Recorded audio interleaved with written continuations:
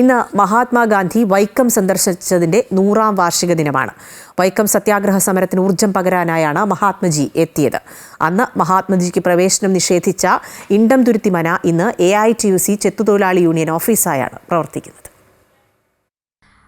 അധസ്ഥിതർക്ക് വൈക്കം മഹാദേവ ക്ഷേത്രത്തിന്റെ 4 നടകളിലെ നിരത്തുകളിലൂടെ നടക്കാനുള്ള അവകാശത്തിനു വേണ്ടിയായിരുന്നു വൈക്കം സത്യാഗ്രഹ സമരം. ഇണ്ടംതുരുത്തി മനയിലെ നീലകണ്ഠൻ നമ്പൂതിരിയുടെ നേതൃത്വത്തിലാണ് സത്യാഗ്രഹത്തെ എതിർത്തിരുന്നത്. അക്കാലത്ത് വൈക്കം ക്ഷേത്രത്തിന്റെ ഊരാഴ്മ ഇണ്ടംതുരുത്തി മനയ്ക്കായിരുന്നു. സമരത്തിന് ഊർജം പകരാൻ 1925 മാർച്ച് 9-നാണ് വൈക്കം ജെട്ടിയിൽ മഹാത്മാഗാന്ധി ബോട്ടിറങ്ങുന്നത്. വൈക്കം കായലോരത്ത് അദ്ദേഹം 10,000-ങ്ങളെ അഭിസംബോധന ചെയ്തു.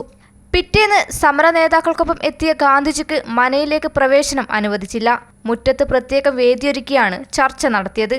ഗാന്ധി മുന്നോട്ട് വെച്ച നിർദ്ദേശമൊന്നും അംഗീകരിക്കാൻ നീലകണ്ഠൻ നമ്പൂതിരി തയ്യാറായില്ല. ഗാന്ധിജി മടങ്ങിയ ഉടനെ അവിടെ ശുദ്ധികലശവും നടത്തി.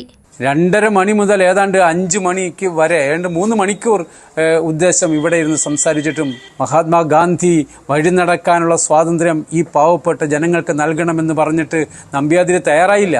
ഇത് കഴിഞ്ഞ ജന്മത്തിൽ ഇവർ ചെയ്ത പാപത്തിൻ്റെ അടിസ്ഥാനത്തിലാണ് സമൂഹത്തിൽ താഴേക്കിടയിലുള്ളവനായി അല്ലെങ്കിൽ ജാതിയിൽ താണവനായി ഇവൻ പിറന്നത് എന്ന് മഹാത്മാഗാന്ധിയോട് വാദിച്ച് സമ്മതിപ്പിക്കാൻ ശ്രമിക്കുന്നതാണുണ്ടായത്. 1925 നവംബർ 23-ന് സമരം വിജയം കണ്ടു.